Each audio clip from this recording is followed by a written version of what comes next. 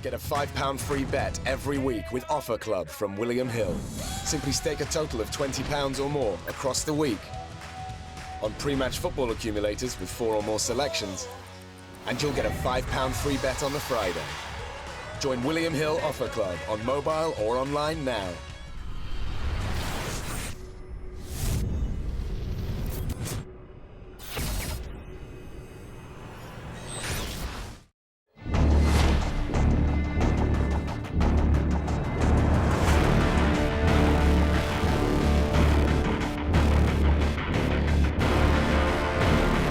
KUGAN CASSIUS for IFL TV in association with Macklin's Gym Marbella. I am joined by the one and only PAULIE MALIGNAGGI. You got a bit of a stick, as we say here in England, for not interviewing you yesterday. Yeah. I was a bit disappointed, Kuz. I gotta be honest with you. I got my serious mug on today, my serious face, because I was expecting an interview from IFL London, KUGAN CASSIUS, the one and only. I get left hanging. What's going on, baby? Paulie, You were too busy. You were too busy for me yesterday. Paulie, you were really too busy. Explain to me how busy you was yesterday. I was busy. The great guys at Sky, they had me working different parts of the public media workout yesterday, and I was happy to do it. I mean, it was an exciting day. It was a fun day to mingle among the fans and to be able to work.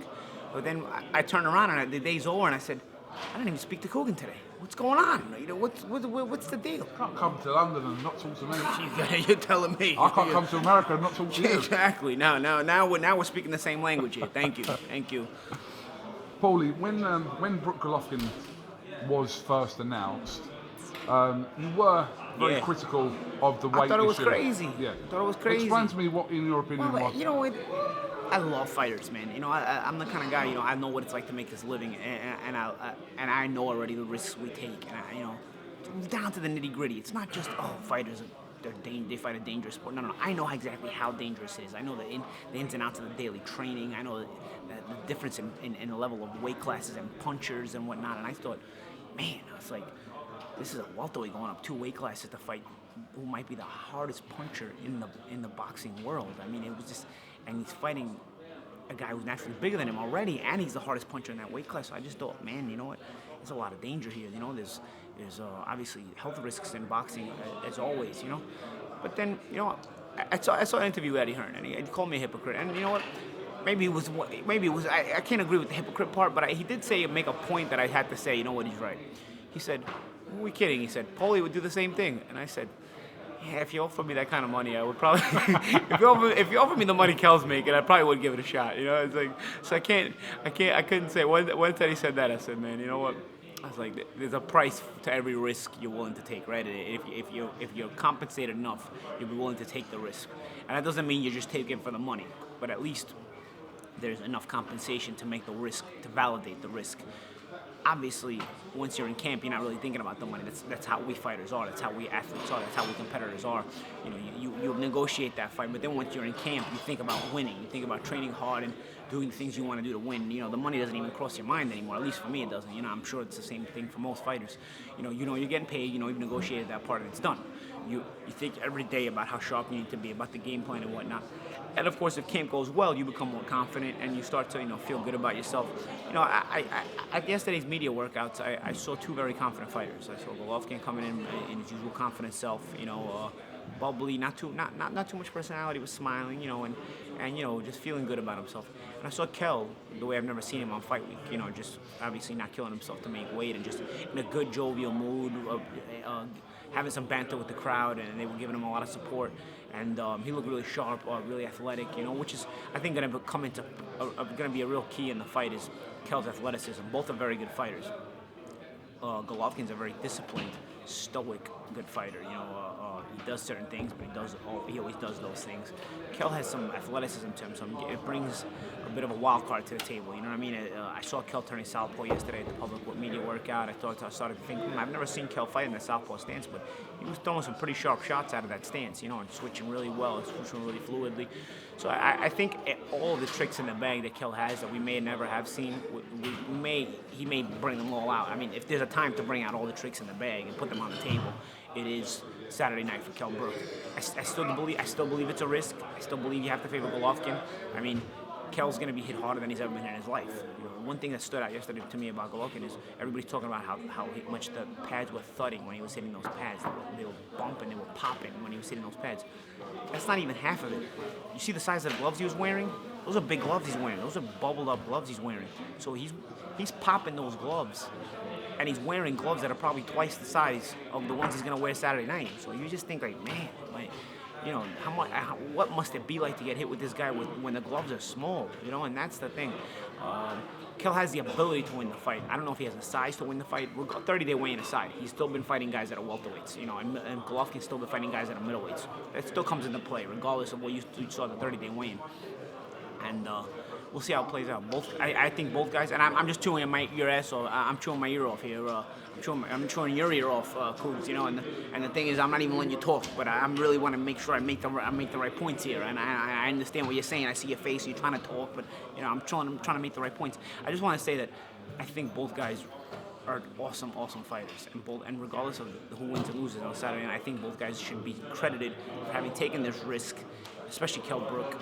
And regardless of the result, I think both guys remain world-class fighters who are a risk to anybody who gets in the ring with them. If there was a question mark over both of the fighters, what would it be? About Golovkin first. Golovkin, is he going to be able to deal with Kell's athleticism and different angles? Yeah, man. If there's one small flaw Golovkin has, and it's a small flaw, but he's a very good offensive fighter. But defensively, he attacks, and he attacks in a stoic way. He attacks in a very calculated way. He doesn't overcommit, so he's well balanced. It's perfect. There's no head movement, though. No head movement. And a sharpshooter like Brook can take advantage of that. Now, doesn't mean that Golovkin still won't continue to cut him off, and Brook won't have to continue to change the angle off of that sharpshooting.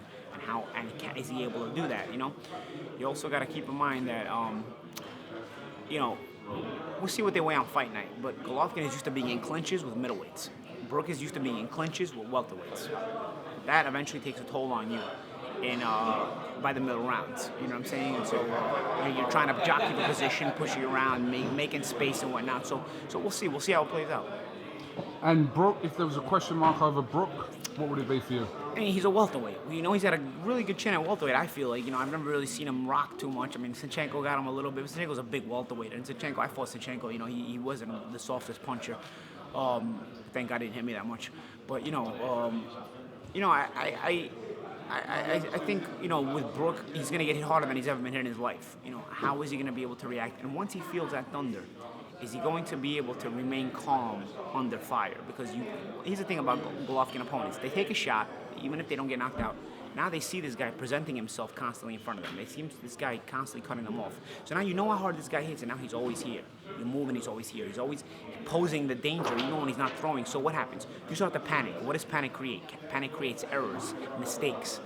Can Kell remain calm under that duress and still continue to execute his own game plan while trying to unlock Golovkin's game plan, trying to undo him? You know, and it's easier said than done, but that's the game. That's the question mark. The fight we were expecting to see before Brook Golovkin was announced was Golovkin against Chris Eubank.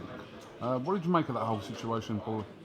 Hey, you know, it's not up to me to count anybody's money. You know, I mean, what some fighters feel like is their worth, and they wanna stick with that. You know, that's their business. You know, some people will agree with Eubank Jr.'s decision. Some people will disagree. At the end of the day, it's not my business to critique people's business decisions. They all have a reason for the choices they make, and for what they feel their value is in a certain fight a fight in that degree of difficulty. So, you know, it was, you know, the fight ended up not coming off, and Kell jumped in and took the fight. What can I say? Another fight we were kind of expecting to see a few months ago was Canelo against Golovkin. Canelo fights next week against our very own Liam Smith. Again, is this ship sailing for Canelo Golovkin, that fight to happen? I don't know. I mean, it's starting to look that way. I don't know that we'll get it anytime soon. I really do. If I'm really honest with everybody, I don't know that we'll get it anytime soon. You know, I mean, I think at this point, Canelo's not only vacated the middleweight title, but he's also now trying to win a junior middleweight title. And if he beats Liam Smith, you know, who's a good fighter in his own right. If he's able to beat Liam Smith, now he'll be a junior middleweight champion. He'll have even less reason to come back up to middleweight. So I don't know. We'll see. I think you're required for work. Yeah. Now. Sky does pay me, unlike you, KUGAN CASSIUS. But you know, Cougs, as much as I love volunteering my time for you and the time we dedicate to our boxing discussions, I've got to get to work with the Sky guys. They gave me a little bit better treatment than you. You know, that's all. They didn't ignore me yesterday. I worked with them yesterday. Whoa. But I forgive you. I still love Cougs. So, don't worry, everybody. I'm just giving our guy a little bit of banter. There's more I want to talk about. We'll talk about it tomorrow. Yeah, we got all week. If you don't forget about me, we got all week.